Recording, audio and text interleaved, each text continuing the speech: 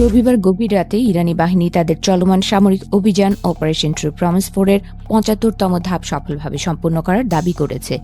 এই ধাপে তারা ইসরায়েলের বিভিন্ন সামরিক স্থাপনা এবং সৌদি আরবের আল খার্জ এলাকায় অবস্থিত যুক্তরাষ্ট্রের প্রিন্স সুলতান এয়ারবেজে হামলা চালিয়েছে বলে জানিয়েছে।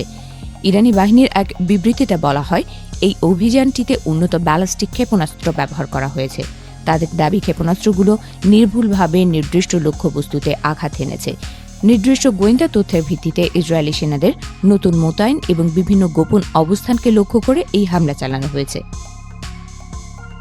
এই অভিযানের একটি বিশেষ দিক হল এটি উৎসর্গ করা হয়েছে নিহত ইরানি কমান্ডারদের স্মরণে। তাদের মধ্যে রয়েছেন ব্রিগেডিয়ার জেনারেল আলী মোহাম্মদ নাইনি এবং হোজাতুল ইসলাম ইসমাইল খাতিব। বিবৃতিতে বলা হয়, এই হামলা শুধু সামরিক পদক্ষেপ নয়, বরং প্রতিশোধ এবং প্রতিরোধের প্রতীক। এদিকে সৌদি আরবে অবস্থিত প্রিন্স সুলতান এয়ারবেসকে যুক্তরাষ্ট্রের গুরুত্বপূর্ণ সামরিক ঘাঁটি হিসেবে উল্লেখ করে ইরানি বাহিনী দাবি করেছে, এখান থেকেই ইরানের বিরুদ্ধে বিভিন্ন আক্রমণাত্মক কার্যক্রম পরিচালিত হচ্ছিল। ফলে এই ঘাঁটিতে হামলা চালানো হয়েছে কৌশলগতভাবে।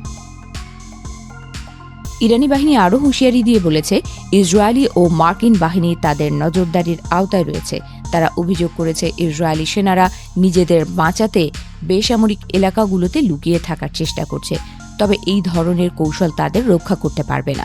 বিবৃতিতে বলা হয়, কোনো লুকোনোর জায়গা নিরাপদ নয়। আমাদের গোয়েন্দা সক্ষমতা প্রতিনিয়ত আমাদের গতিবিধি পর্যবেক্ষণ করছে।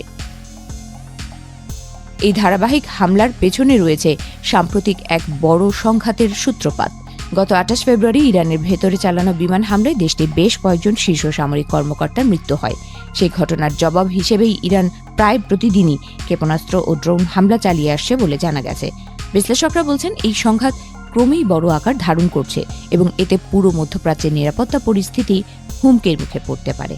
একদিকে ইরান তার সামরিক শক্তি প্রদর্শন করছে, অন্যদিকে ইসরায়েল ও যুক্তরাষ্ট্র পাল্টা প্রতিক্রিয়ার প্রস্তুতি নিচ্ছে। চোখের বদলে চোখ, এই নীতিকে সামনে রেখে ইরান তাদের প্রতিশোধমূলক হামলা চালিয়ে যাচ্ছে বলে জানিয়েছে। তাদের দাবি, এসব অভিযানে শত্রুপক্ষের উল্লেখযোগ্য ক্ষয়ক্ষতি হয়েছে।